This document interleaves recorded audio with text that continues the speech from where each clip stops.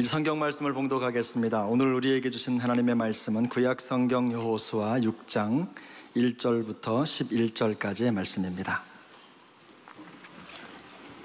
오늘 허락하신 말씀 중에 1절부터 7절까지의 말씀을 함께 교독하시겠습니다. 6장 1절 말씀입니다. 이스라엘 자손들로 말미암아 여리고는 굳게 닫혔고 출입하는 자가 없더라. 여호와께서 여호수아에게 이르시되 보라, 내가 여리고와 그 왕과 용사들을 내 손에 넘겨 주었으니 너희 모든 군사는 그 성을 둘러 성 주위를 매일 한 번씩 돌되 엿새 동안 그리하라. 제사장 7은 7 양각 나팔을 잡고 언약궤 앞에서 나아갈 것이요 7째 날에는 그 성을 7번 돌며 그 제사장들은 나팔을 불 것이며 제사장들이 양각 나팔을 길게 불어 그 나팔 소리가 너희에게 들릴 때에는 백성은 다 큰 소리로 외쳐 부를 것이라. 그리하면 그 성벽이 무너져 내리리니 백성은 각기 앞으로 올라갈지니라 하시매 눈의 아들 여호수아가 제사장들을 불러 그들에게 이르되 너희는 언약궤를 메고 제사장 7은 양각 나팔 7을 잡고 여호와의 궤 앞에서 나아가라 하고 함께 읽습니다. 또 백성에게 이르되 나아가서 그 성을 돌되 무장한 자들이 여호와의 궤 앞에서 나아갈지니라 하니라. 아멘. 할렐루야. 지난 주일날 저희 교회가 넘치는 감사 보고에 대한 말씀을 듣고 많은 성도들이 적용으로 감사일기를 쓰고 있는데 그 감사일기에 대한 내용을 들어보니까 감동되는 것이 많아요. 그 자세한 내용을 제가 시간대로 말씀드릴 수가 없고 오늘 이 본문의 내용을 가지고 또 여러분들도 모두가 다 감사일기를 더 잘 쓸 수 있는 축복을 주시기 바랍니다. 오늘 말씀의 제목은 힘을 빼면 더우신다. 이 용어는 세상의 방식의 용어가 아니라 하늘의 방식에 대한 내용이고, 이 내용은 세상의 언어가 아니라 하늘의 언어에 대한, 신앙의 언어에 대한 내용이에요. 그래서 오늘 여리고성에 대한 내용인데, 옛날에 그런 조커도 하잖아요. 누가 여리고를 무너뜨렸냐 그러니까 제가 안 무너뜨렸다고 그런 얘기 하는데, 그것이 아니라 오늘 우리의 내적, 외적 그런 모든 여리고를 우리 앞에 있는 떡 버티고 서 있는 금성철벽같이 우리 힘으로 해결할 수 없는 문제들을 어떻게 해결할 수 있겠는가 하는 내용들을 보면서 이 내용을 잘 정리하고 또 이번 주간에도 감사일기를 더 잘 쓸 수 있도록 감사의 목록이 늘어나기를 원합니다. 오늘 본문의 내용들은, 여호수아 6장에 있는 내용들은 참 흥미진진한 스토리라고 말씀할 수 있습니다. 저는 어릴 때부터 할아버지나 신앙의 어른들에게 이 내용을 들었고 또 주일학교 교사들이 이 얘기를 할 때 귀를 쫑긋 세웠던 것을 기억을 합니다. 저처럼 어린 시절에 이런 얘기를 많이 못 들었고 우리 성인이 되어서 예수 믿는 분들은 오늘 대신 여러분들 자녀에게 이 얘기를 해주시기 바랍니다. 여러분들이. 그래서 오늘 밤에 가정예배를 드리게 되면 오늘 제가 한 이 내용을 여러분의 언어로 소화시켜가지고 말씀을 할 때 우리 자녀들이 평생 잊어버리지 않으리라고 생각합니다. 그러니까 내용들을 잘 보시고요. 자, 먼저 오늘 힘을 빼는 문제를 하는데, 오늘 여리고성 공략하기 전에 하나님의 방식은 참 독특한 방식이셨어요. 앞에 여호수아 5장에 보면 여리고성을 공략하기 전에 할례를 행하라고 그랬어요. 그 할례를 행한다. 그 할례가 남자의 힘을 다 빼는 것이에요. 그리고 할례를 행한 그 시기도 참 묘한 시기였어요. 이스라엘 백성들이 가나안에 들어올 때, 가나안의 첫 성이 여리고성인데 그 여리고성을 들어오기 전에 요단강을 마른 땅같이 그 맥추기에 그 강이 폭이 넓고 넘치는 그 요단강을 아주 마른 땅같이 기적처럼 이렇게 건넜으니까 이스라엘 백성들이 지금 용기백배하고 사기충천한 시간이었어요. 그런데 하나님께서는 할례를 행하라. 힘 다 빼게 만들고 또 이제 할례를 행하고 난 다음 힘이 없어가지고 어리버리하게 앉아있는데 하나님께서 일어나서 여리고를 공략하라 그랬어요. 그러니까 하나님의 방식은 우리하고 좀 달라요. 그리고 여리고성을 공략할 때 어떻게 하면 좋은가? 오늘 3절에 보니까 너희 모든 군사는 그 성을 둘러 성 주위를 매일 한 번씩 돌되 여세 동안 그리하라. 그 가나안의 첫 성, 그 강력한 여리고성을 공략해야 하는데 모든 합동참모본부가 모여가지고 전략을 이렇게 세우고 선봉부대는 어떻게 나가고 공성대는 어떻게 하고 심리전은 어떻게 펼치고 이런 것들을 설명하는 것이 아니라 그냥 여리고성을 돌아라는 거예요. 그냥 여리고성을 돌아라. 어떻게 말도 안 되는 거예요. 매일매일 성을 돌라는 거예요. 그리고 그 다음에 쭉 보면 성 도는 방법은 어떻게 하느냐 하면 앞에 무장군이 좀 서고 그 다음에는 4절에 보니까 7 나팔을 가진 7 제사장이 뒤를 잇게 하시고 또 6절에 보니까 언약궤를 맨 제사장들이 가고 그 다음 나머지 또 7절에 군인들을 이제 군사들 순으로 행하라고 그렇게 말씀하는, 그러니까 이 대형은 성을 공략하는 전투 대형이 아니에요. 이 대형은 언약궤를 중심으로 한 신앙의 행진 대형이었어요. 그러니까 전투 대형이 아니라 행진 대형. 그리고 행진 대형할 때 적군들이 성벽에서 돌을 굴리거나 불화살을 쏜다면 어떻게 되겠습니까? 행진 대형을 하면서 이 이스라엘 백성들의 군사적인 전략 같은 게 다 노출될 수밖에 없는데 이거 어떻게 보니까 이게 말이 안 되는 거예요. 6일 동안 하루에 한 번씩 성을 돌 때는 또 침묵하라 그러고 7일 때는 외치라. 7일째 될 7바퀴 돌고 난 다음에 외치라 그렇게 얘기했어요. 제가 처음 얘기한데 이거는 인간의 방식이 아니라 하나님의 방식, 인간의 언어가 아니라 하늘의 언어. 이거 인간들이 볼 때는 굉장히 어리석어 보이는 거예요. 전투 대행이 아니라 신앙 행진, 신앙 대행이에요. 그래서 바울이 여기에 대해서 고린도전서 1장 25절에 같이 보겠습니다. 같이 보죠. 하나님의 어리석음이 사람보다 뭐하고요? 지혜롭고 하나님의 약하심이 사람보다 강하니라. 하나님의 방법은 사람이 볼 때 어리석게 보이고 사람의 방법은 겉으로 볼 때는 똑똑하게 보이지만 실제로 아니라는 거예요.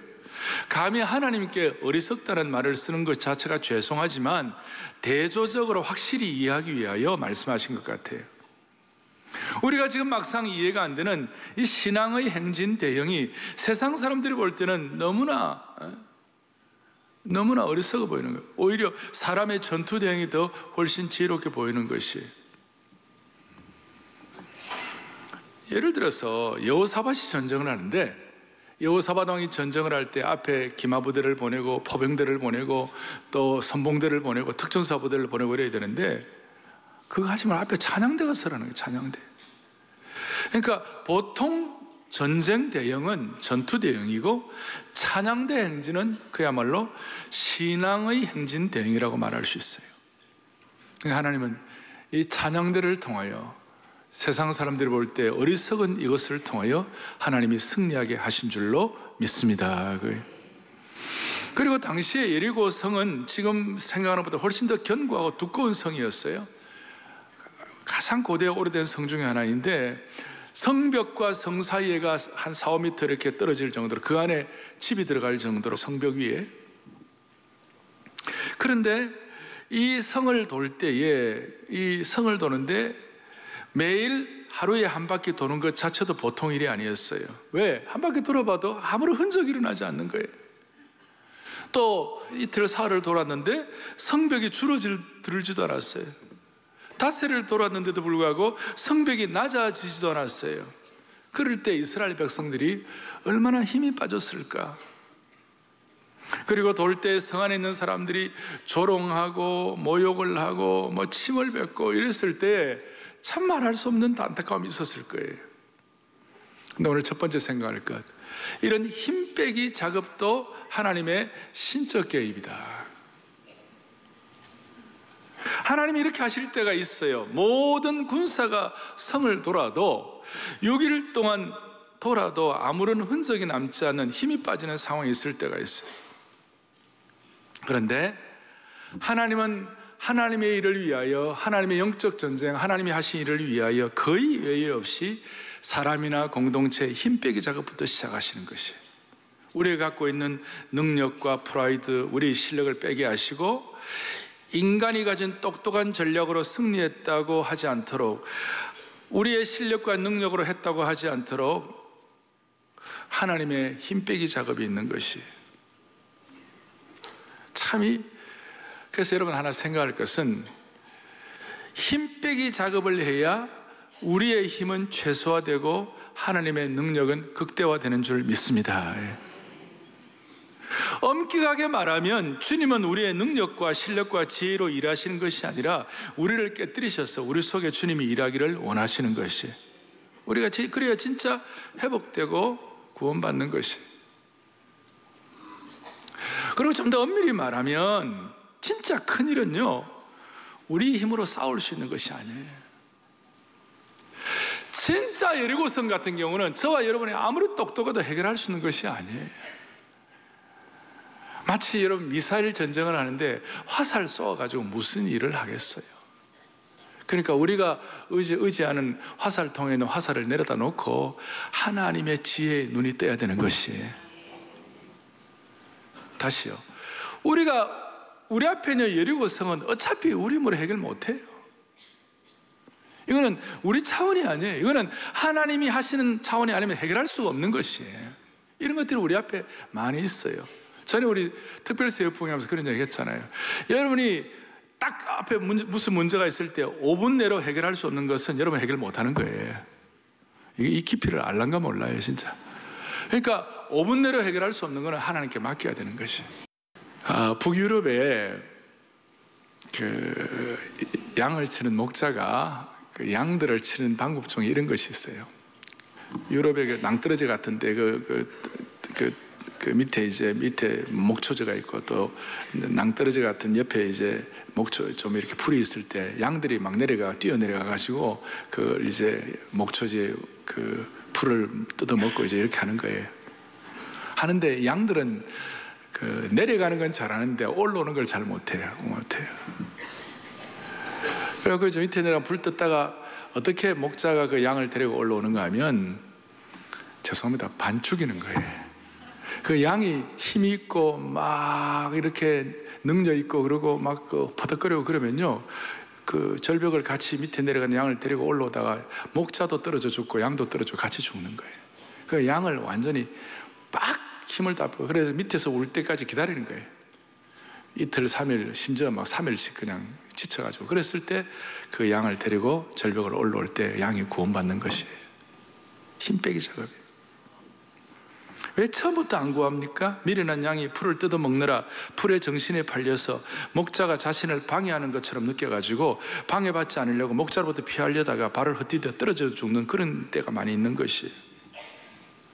그래서 일반적으로 힘 빼기 작업을 통하여 깨달아진 순수한 신앙 고백이 뭔가, 여러분 잘 아시는 대로 스가랴 4장 6절에 있는 내용이 있어요. 이런 내용이죠. 만군의 여호와께서 말씀하시되 이는 뭐예요? 힘으로 되지 아니하고. 뭐로 되지 않고요? 능력으로 되지 않고 오직 나의 뭐예요? 영으로만 되리라. 영으로 되리라. 제가 이런 말씀 드릴 때 실제로 여리고성을 돌아야 하는 당사자 입장이 되고, 또 실제로 절벽에서 내려간 양의 입장이라면 이 힘 빼는 작업이 쉽지가 않아요. 힘 빼는 거는 생각보다 쉽지가 않아요. 뺄 힘이 없다면 모를까, 완전히 힘 다 빠져가지고 힘이 없으면 모르겠지만 어느 정도 힘이 있을 때 힘 빠진다 쉬운 것이 아니에요. 아직까지 힘이 있는데 힘 뺀다는 거 의지적으로 쉬운 일이 아니에요. 병원 가서 주사 맞을 때에 가장 듣는 말이 힘주지 마세요, 힘 빼세요. 그런 말을 들을 때 힘을 싹 빼는 사람 어디 있어요? 오히려 그냥 근육이 더 긴장해가지고 어깨에 힘이 더 들어가니까 또 엉덩이 힘 빼라면 엉덩이 힘 더 주고 말이죠. 근데 덜 아프려면 힘 빼야 되는데, 일본 같은 나라는 자연재해가 많기 때문에 어릴 때부터 아이들에게 공립학교에 수영을 가르쳐요.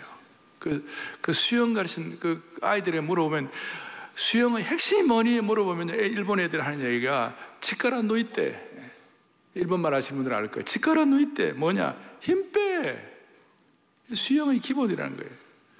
근데 막 수영을 힘줘가지고 막 하다 보면 더 가라앉죠. 성경적으로는 하나님이 왜 힘 빼기를 하라고 하실까? 우리 보고 왜 힘 빼기를 하라고 할까? 이유가 뭘까? 신명기 8장 2절을 다 같이 보겠습니다. 함께 보죠. 너희 하나님 여호와께서 이 40년 동안에 너에게 광야길을 걷게 하신 것을 기억하라. 이는 너를 낮추시며 너를 시험하사 너의 마음이 어떠한지 그 명령을 지키는지 지키지 않는지 알게 하려 하심이라. 아멘. 우리를 40년 동안 광야길을 걷게 하시고 우리에게 힘 빼게 하시고 우리를 낮추신 이유가 뭐냐? 우리가 하나님의 명령을 지키는지 안 지키는지 알려하려 하심이라. 이건 좀 소극적인 것이고, 조금 더 적극적으로 하나님이 우리에게 왜 힘 빼라고 그러시는가? 왜 힘 빼라고 그러시는가? 그 뒤에 신명기 8장 16절 이런 내용이 똑같은 문장인데 같이 보죠. 너의 조상들도 알지 못하던 만나를 광야에서 너에게 먹이셨나니 이는 다 너를 낮추시며 너를 시험하사 마침내 내게 복을 주려 하심이었느니라. 아멘. 우리를 낮추신 이유, 우리를 힘 빼가신 이유는 뭐냐면 마침내 복을 주시려고. 적극적으로 말하면 이게 가짜 복이 아니라 참복, 진짜 복을 주시려고 힘 빼게 하라는 것이에요. 사랑의 교회 성도들이여, 감사할 길을 계속 쓰기를 원하는 성도들이여, 오늘 주님이 우리에게 말씀하시는 거예요. 힘 빼! 너에게 남아있는 마지막이라는 좀 힘 빼. 그냥 화살 전쟁 같으면 모르지만 미사일 전쟁하고 여리고성 같은 큰 공략을 해가지고 제대로 신앙생활하고 제대로 영적 승리하려면 힘 빼, 힘 빼, 힘 빼. 그 이유는 우리에게 참복, 진짜 복을 주시려고. 진짜 복을 주시려고. 근데 우리는 지금 힘 안 빼고 힘을 줘가지고 내 힘으로 막 얻으려고 하는 복이 있어요. 그런데 그 복은 나중에 알고 보면 다 가짜 복들이에요. 일시적인 복이요, 가짜 복들이요. 우리가 이 가짜 복에 눈이 팔려가지고 하루살이가 불 속에 몸을 던지는 것처럼 그런 안타까운 일이 있을 수 있고, 독버섯이 아름다운데 그게 좋은 줄 알고 독버섯 덥석 집었다가 고통을 당하고. 그래서 하나님께서는 우리에게 힘 빼면 진짜 복이 임한다, 이것이. 결국 힘 빼기 작업은 하나님이 우리에게 주시는 신령한 복과 연결된 줄 믿으십시다. 그러니까 힘 빼라 하신 이유는 하나님의 명령 지키는지 진짜 복과 연결되어 있고, 그러면 하나님 또 우리에게 무슨 힘을 빼라고 그러시는가?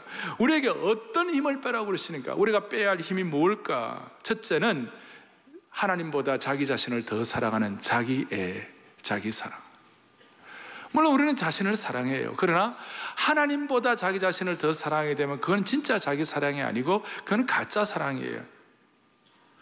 자기를 사랑하시는, 자기를 고통을 주는 거예요. 그러니까 하나님은 너는 마음을 다하고 목숨을 다하고 뜻을 다하고 힘을 다하여 주 너희 하나님을 사랑해야지, 네 자신만을 사랑하게 될 때 그 자기 애의 힘을 빼라, 그 말이에요. 이해가 되십니까? 예? 두 번째로는 다른 사람보다 자기 자신을 더 낫게 여기는, 내가 좀 더 낫지 않은 자기 의를 버리라. 자기 애, 자기 의의 힘을 빼라. 그래서 각각 자기보다 남을 더 낫게 여기라. 자기 애, 자기 의. 또 빼야 할 건 뭐냐? 하나님보다 더 의뢰할 만한 자기 자랑거리, 자기 자랑거리를 빼라. 예레미야 9장 23절을 함께 보겠습니다. 여호와께서 이와 같이 말씀하시되 지혜로운 자는 그의 지혜를 자랑하지 말라. 용사는 그의 용명을 자랑하지 말라. 부자는 그의 부함을 자랑하지 말라. 하나님은 우리의 지혜와 용명과 부함, 이런 걸 빼기를 원하세요. 진정한 지혜와 진정한 용명과 진정한 부는 나로부터 출발되는 것이 아니라 위로부터 부어주셔야 되는 것이. 그리고 이 참 독특한 건요, 자기 힘을 빼지 아니하고 내 자랑과 내 부함과 내 지혜와 내 용명이 있을 때는요, 내 속 사람이 결코 강건하기가 힘들어요. 이게 무슨 말이냐면, 하나님은 하나님의 영적 전쟁, 특별히 여리고와 같은 큰 미사일 전쟁을 앞에 놓고서는 먼저 외적으로 승리하는 것보다 더 중요한 것은 우리의 내면이 준비되기를 원하시는 것이에요. 내적 전쟁에서 먼저 승리하기를 원하시는 거예요. 그 내적 전쟁의 승리의 방법은 내 힘을 빼야 되는 것이에요. 내 힘을 빼야 무슨 일이 벌어지는가? 내 속에 뭔가 새로운 것이 들어와 가지고 내 속에 내면이 더 강해지기를 원하는 것이에요. 그러니까 힘을 빼야 내 속에 들어오는 것이 있어요. 그것이 뭐냐면 바울이 놀랍게 깨달은 것이에요. 골로새서 1장 27절이에요. 같이 우리 보겠습니다. 하나님이 그들로 하여금 이 비밀의 영광이 이방인 가운데 얼마나 풍성한지를 알게 하려 하심이라. 이 비밀은 너희 안에 계신 그리스도시니 곧 영광의 소망이니라. 아멘. 우리가 힘을 빼야 내적 전쟁에 승리하고 내면이 승리해야 우리 앞에 있는 여리고정을 앞에 놓고 하나님 앞에서 하나님이 주시는 명령을 수행함으로 말미암아 그 여리고성을 무너뜨릴 수가 있는 것이에요. 그러면 힘 뺄 때 내 내면에 다가오는 제일 핵심이 뭐냐면 내 속에 계신 예수 그리스도가 더 확실하게 확인되는 것이에요. 내 속에 있는 예수 그리스도가. 우리는 어려움에 직면할 때가 있고 인간의 지혜의 막다른 골목에 직면할 때가 있고 진짜 힘 빠질 만한 상황이 있을 수 있는 다 있는데 그 순간 우리에게 놀라운 축복이 있는 뭐냐면 내 안에 계신 예수 그리스도가 확실하게 확인되는 것이에요. 그리고 내 안에 계신 예수 그리스도가 소중할 뿐만 아니라 그것이 뭐가 되냐면 그 다음에 곧 영광의 소망이니라 그랬어요. 그러니까 내 안에 계신 예수 그리스도가 곧 영광의 소망, 본래 헬라어에 곧 그 영광의 소망이니라. 그러니까 저와 여러분에 있어서 최고의 영광의 소망이 뭐냐? 내 안에 계신 예수 그리스도다. 내 안에 계신 예수 그리스도가 우리의 삶의 영광의 소망이니라. 이것이 힘 빼기 작업을 통하여 깨달아지는 그 순간 무슨 일이 벌어지는가? 영적 전쟁에, 여리고 전쟁에 승리할 수 있는 내면의 충전이 되기 시작하는 것이에요. 이게 신비한 거예요. 너무나 힘 빼기 작업하고 내 속 사람이 강해지면 하나님의 모든 것이 예수님 안에 있고 그 하나님 모든 것을 할 것이 예수님이 내 안에 살아계시는 것을 확인하게 되는 것이. 한번 따라하겠습니다. 하나님의 모든 것이 예수님 안에 있고 그 예수님이 내 안에 살아계신다. 여러분, 이걸 깨닫는 그 순간 위로부터 부어주시는 능력을 힘입힐 수 있고, 이걸 깨닫는 그 순간 성령의 충만을 힘입을 수 있고, 이걸 깨닫는 그 순간 영적으로 충전되는 것이에요. 내 의, 내 사랑, 내 자랑거리 힘 빼게 하고 내 속에 계시는 예수 그리스도가 더 확실하게 느껴지고 그것이 내 삶의 그 영광의 소망이 될 때에 하나님의 모든 것이 예수님 안에 있고 그 예수님이 내 안에 살아계신다. 그래서 내 인생에 막다른 골목이 있을 수 있어요. 내 인생에 막다른 골목이라는 주소, 여러분 주소가 뭐냐? 지금 내가 막 어려운 주소, 힘 빼는 주소, 그 다음 내 인생에 막다른 골목의 주소가 있는데 그 주소가 내 안에 계신 예수님 때문에 생명의 주소로 바뀌게 되는 것이에요. 반포대로 121번지가 은혜대로 121번지, 생명대로 121번지, 영광의 대로 121번지로 바뀌게 되는 것입니다. 자, 정리하겠습니다. 하나님 힘 빼기 작업하시는 거예요. 왜 힘 빼라고 하시는가? 하나님 명령 지키는지 보려고. 또 중요한 것은 내게 진짜 복, 하루살이 깨닫는 복이 아니라 진짜 복이 무엇인지 알게 하시려고. 그래서 내 의, 내 사랑, 내 자랑거리 정리하시면 내 속에 있는 예수 그리스도가 그 영광의 소망이 되게 하셔서 내 속 사람이 강건함으로 영적 전쟁을 준비할 수 있도록 만들어 주시는 것입니다. 자, 그리고 구체적으로는 그러면 힘 빼기 작업은 뭐로 이어지는가? 침묵 행진으로 이어지는 것이. 10절을 다 같이 보겠습니다. 10절을 보겠습니다. 여호수아가 백성에게 명령하여 이르되 너는 외치지 말며 그 다음에 너희 음성을 들리게 하지 말고 너희 입에서 아무 말도 내지 말라. 침묵 행진을 하라. 외치지도 말고 서로 그 얘기도 하지 말고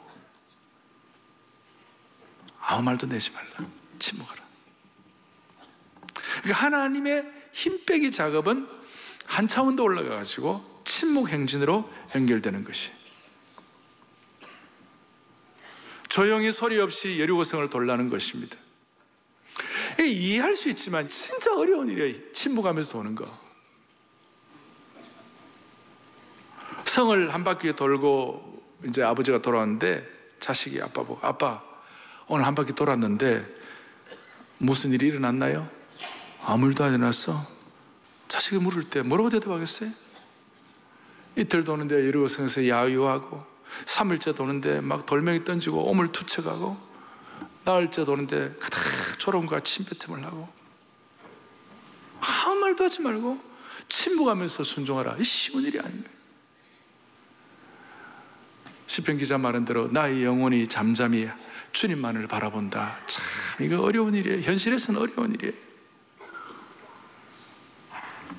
그 침묵하면 놀라. 그래서 이 침묵을 제가 묵상하면서 진짜 침묵의 대가가 예수님이셨구나.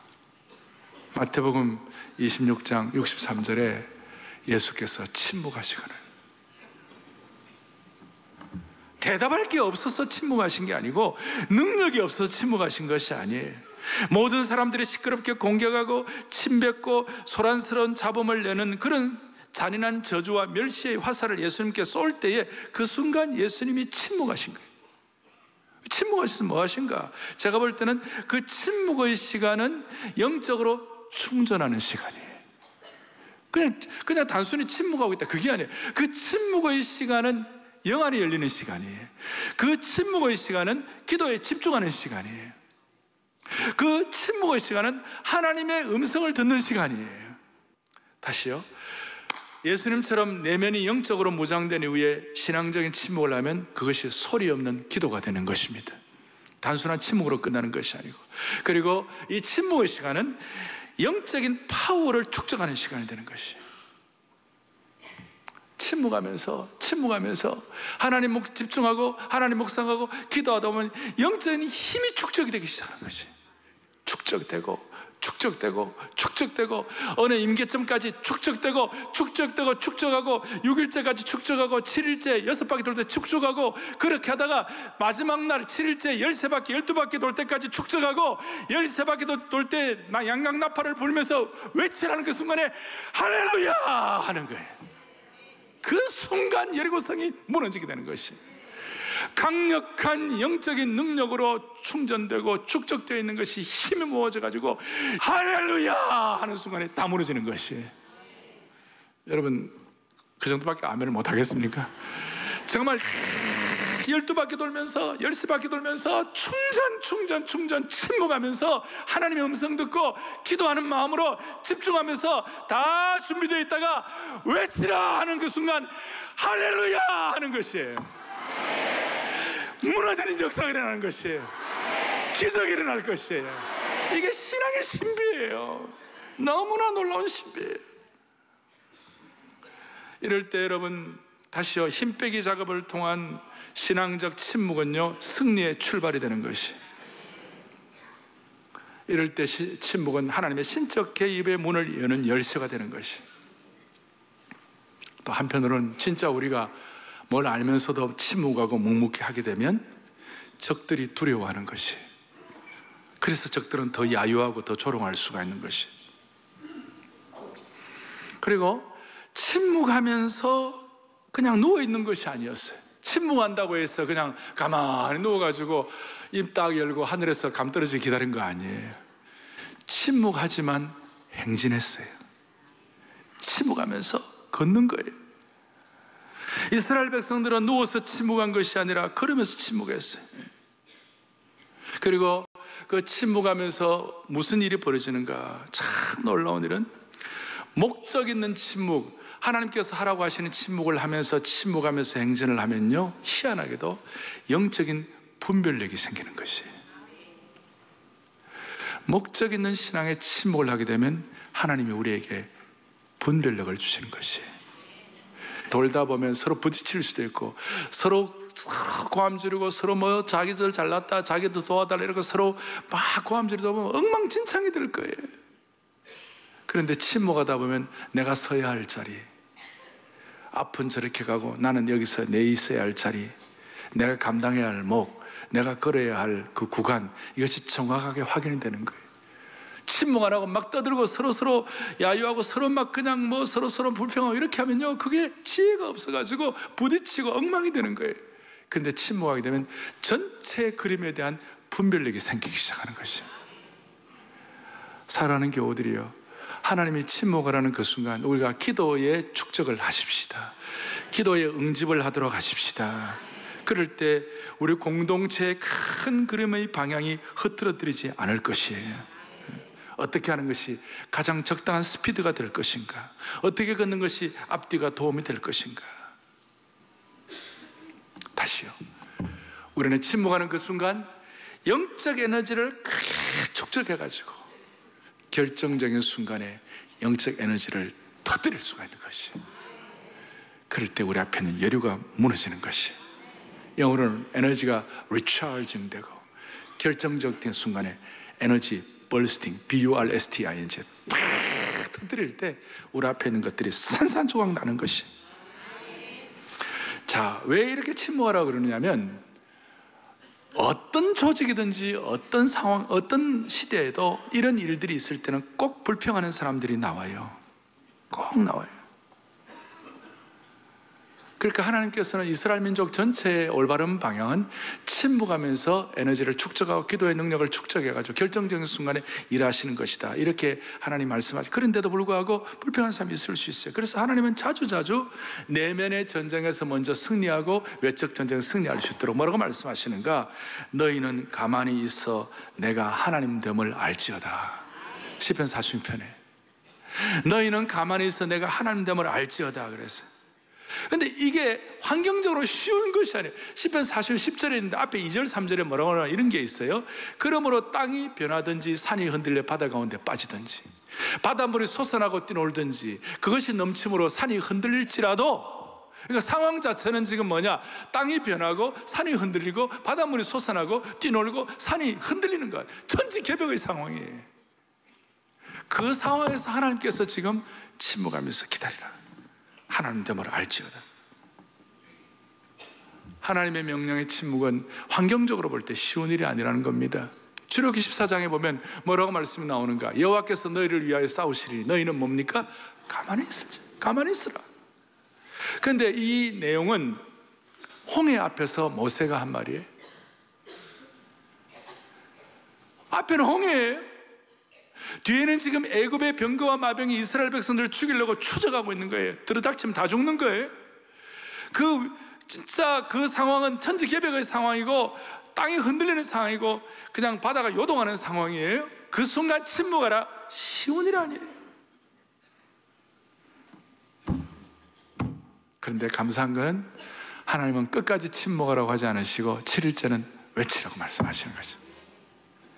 그 침묵해가지고 이 순간 하나님 앞에 침묵하고 기다리면, 정말 생명의 위협이 오는 그 순간이라도 집중하고 기다리면 하나님의 신적 개입이 반드시 나타나게 되는 것입니다.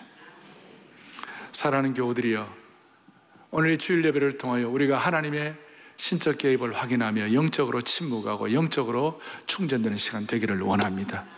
그리고 주중에 꼭 필요할 때, 어떨 때 하나님 외치라고 할 때 외치면 여러분 앞에 있는 여리고가 무너지기를 바라는 것입니다.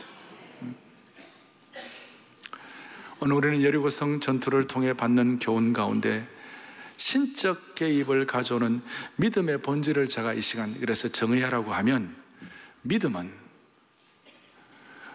의심할 수밖에 없는 상황에서도 주님 신뢰하며 묵묵히 침묵하며 걷는 것이에요. 오늘 이게 중요합니다. 다시, 믿음은 의심할 수밖에 없는 상황에서도 하나님 신뢰하고 묵묵히 침묵하며 걷는 것이에요. 그래서 오늘 이 여리고성을 공략한 이스라엘 백성들에 대해서 히브리서에서 이렇게 해석을 합니다. 히브리서 11장 30절에 뭐라고 나와 있습니까? 믿음으로 7일 동안 여리고를 도니 성이 무너졌다 그랬어요. 뭐로 했어요? 믿음으로. 침묵을 하면 침묵하고, 그 다음 힘 빼라면 힘 빼고, 그걸 믿음으로 영적으로 내면이 준비되어 가지고 묵묵히 할 때 믿음으로 7일 동안 여리고를 돌아서 성이 무너진 것이에요. 믿음으로. 아마 그 가운데 불평한 사람도 있었을 거예요. 그러나 대다수의 이스라엘 백성들은 믿음으로 여리고를 묵묵하게 돈 것입니다. 여러분, 믿음이 언제 필요합니까? 불신의 시대 때 믿음이 필요한 거예요. 확신이 없을 때 믿음이 필요한 거예요. 불안한 상황에서 믿음이 필요한 거예요.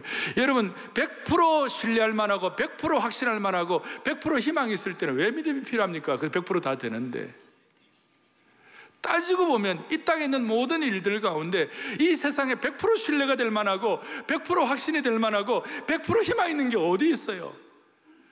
모든 것이 100% 다 된다면 어린아이도 다 따라하고 부족한 사람도 다 따라하게 해요? 아무런 영적으로 준비하는 사람도 다 따라하죠. 100% 다 되는데. 근데 이 세상에 그런 거 없어요. 맨날 우리 앞에는 홍해가 놓여 있고, 맨날 우리 앞에는 여리고성이 딱 버티고 있고, 그리고 맨날 우리 앞에는 광야가 있고, 우리 앞에는 맨날 거친 파도가 있는 것이에요. 그렇기 때문에 100%를 우리가 다 알만한 환경이 있는 사람은 없어요. 대신 우리에게는 뭐가 필요하냐? 믿음이 필요한 것이에요. 그 믿음은 우리의 힘 빼기 작업을 통하여 그리고 침묵하는 가운데 우리의 믿음이 강화되는 줄로 믿습니다. 마지막으로, 그리고 이 침묵하면서 믿음으로 결단한, 그러니까 하나님 신뢰하면서 믿음으로 결단할 것인가, 아니면 불평하면서 그냥 순종 안 하고 살 것인가, 우리가 여기서 결정을 해야 되는데, 우리가 하나님 신뢰하면서 믿음으로 결정한 증거들이 날마다 나타나는 것이 어딘가 하면 여러분들의 얼굴이에요. 어제 새벽 토비스에는 얼굴 훈련 많이 받았어요. 오늘 제가 좀 더 얼굴이 밝은 것 같지가 않아요? 물론 내 생각인지 모르겠습니다만은, 어제 새벽에 우리가 이런 내용을 같이 나누었어요. 사람이 얼굴이 환하고 얼굴이 밝아지려면요, 자기 그 내면에 있는 것이 뿜어져 나와야 그 얼굴이 진짜 오래가고 밝아지는데, 밝아지려면 영적으로 참 감사하고 만족이 돼야, 감사와 만족이 있어야 얼굴이 밝아지는 거죠. 그렇죠? 내가 원하던 소망이 이루어지고 내가 기뻐하던 일들이 늘 내 앞에 확인이 되고 내가 늘 감사가 되고, 그럼 얼굴이 밝아질 거 아니에요. 지금 제가 또 밝아지고 있지 않아요, 여러분? 네? 여러분 모두가 다 지금 그런 거예요, 지금. 그러니까 내 내면의 만족과 감사가 있어야 얼굴이 밝아지는 거예요. 그런데 내 내면의 만족과 감사는, 인간적인 만족은요, 꼭 바닷물을 들이키는 것 같아가지고 갈증이 있으면 있을수록 더 커지는 거예요. 그러니까 진정한 감사는 자기 죽음을 통하여 이루어지는 것이에요. 자기 부인을 통하여 이루어지는 것이에요. 그러니까 자기를 부인할 때에 진짜 감사가, 세상 사람들 모자는 진짜 감사가 있는 것이에요. 그리고 그 감사를 통하여 얼굴에 표현이 되는 것이에요. 그리고 이런 감사들이 자꾸 축적될 때 내 무의식이 하나님 주시는 만족과 감사로 정리가 되는 것이에요. 인생은요, 빙산과 같아요. 겉으로 드러나는 의식이 10%고 나머지 90%가 무의식 세계예요. 그리고 우리의 얼굴은 어느 정도는 자기 의식 때문에 약간 표현이 될 것 같지만, 실제로 5년, 10년 쭉 우리의 얼굴은 어떻게 나타나느냐면 내 무의식 세계에 의하여 내 얼굴이 지배되는 것이에요. 그리고 그 얼굴이, 물론 사기꾼도 있어요. 한 0.001%의 얼굴은 오는데 진짜 사기꾼이 있어요. 근데 그건 하나님이 알아 책임져 주시는 거고, 그건 우리 영역 아니에요. 일반적으로는 6초 내에 다 우리가 알 수 있어요. 저 사람은 어떤 사람인지. 일반적으로는. 신앙 안에서는 더 잘 알 수가 있어요. 여러분들 저하고 만나서 대화를 해보면, 제가 좀 딱 보면, 우리 집사님 지난주 한 주간 제대로 살았네, 아니 못 살았네, 얼굴이 다 써놨어요. 다 써놓았느니라, 다 써놨네. 장로님 얼굴에 다 써놓았어요. 나는 아니라 말해도 소용없어요. 왜냐하면 우리는 모르게, 우리도 모르게 무의식의 지배를 받고 있기 때문에. 그 무의식의 지배가 얼굴에 나타나는 것이. 근데 그 무의식의 지배는 아까 감사와 만족인데, 이 감사와 만족은 자기 부인과 연결이 되어 있는 것이. 자기 부인은 자기의 속사람이 강건해져야 되는 것이고, 그래서 힘 빼기 작업, 침묵 행전을 통하여 내 내면이 가꾸어지는 것이. 여러분, 제가 오늘 이 침묵하면서 그 하나님의 얼굴을 구해가지고 주님 닮았던 사람 딱 생각나요. 누구냐면 스데반이 생각났어요. 사도행전 6장 15절에 보니까 이런 말씀이 있어요. 보죠. 사람들이 다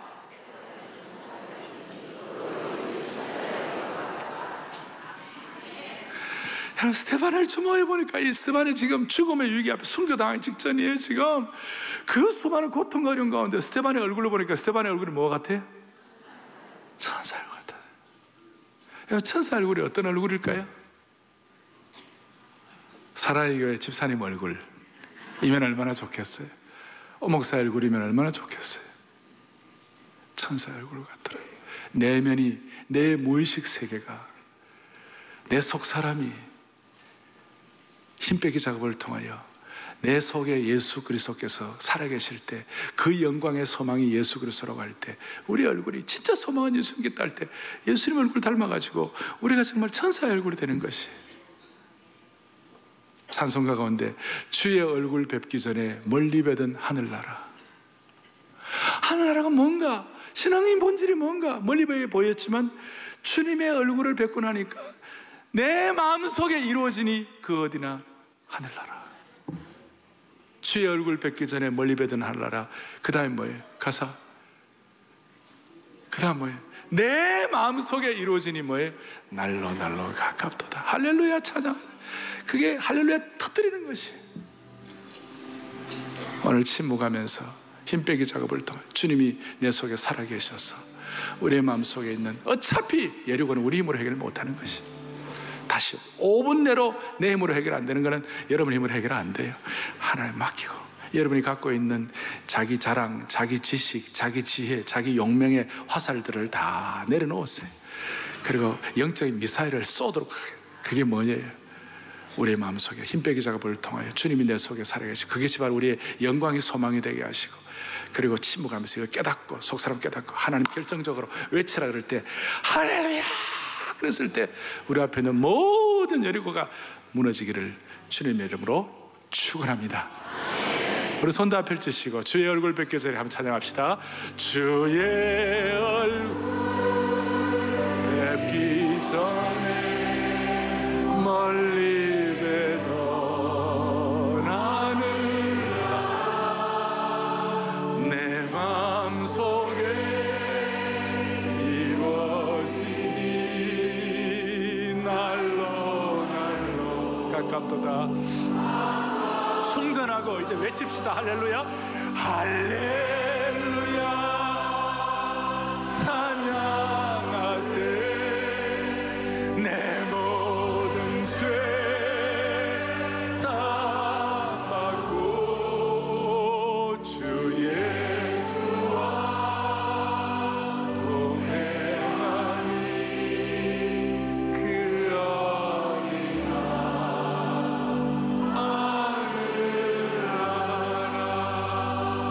기도하시겠습니다. 하나님 아버지, 자비로우신 하나님 아버지, 힘을 빼라고 하셨는데 힘을 빼면 하나님의 나라가 우리의 마음에 임할 줄로 믿습니다.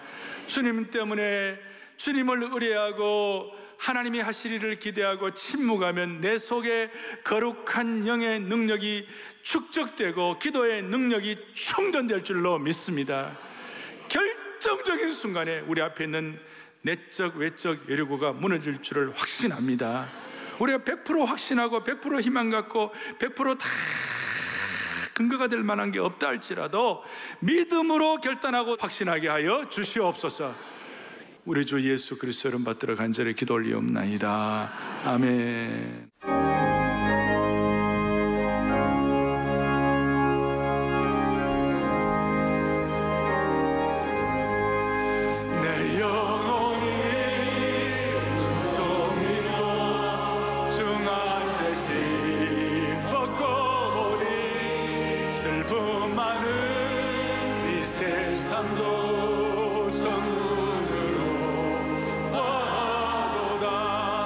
할렐루야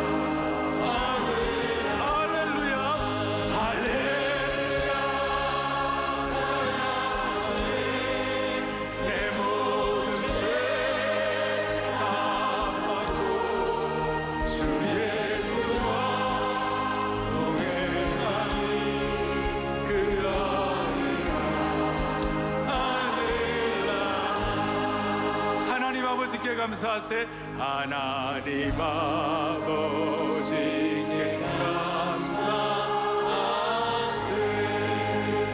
하나님 아버지께 감사하세. 하나님 아버지께 감사하세. 내 사랑과 경배와 영광을, 내 사랑과 경배와 영광 돌리세. 하나님 아버지께 감사하세. 성령님께서 위로해 주시네. 성령님께서 위로해 주시네.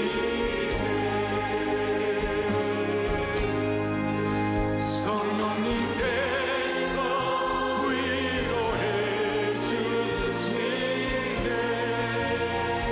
믿음, 소망, 사랑을, 믿음, 소망, 사랑을 내게 주셨네.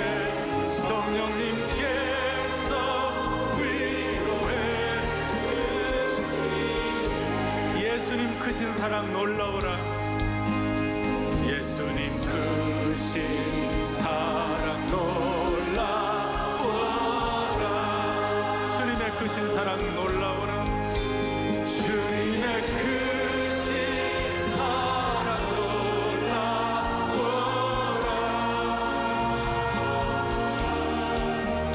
내 죄를 사하시고 구원하셨네. 주님의 크신 사랑 놀라워라.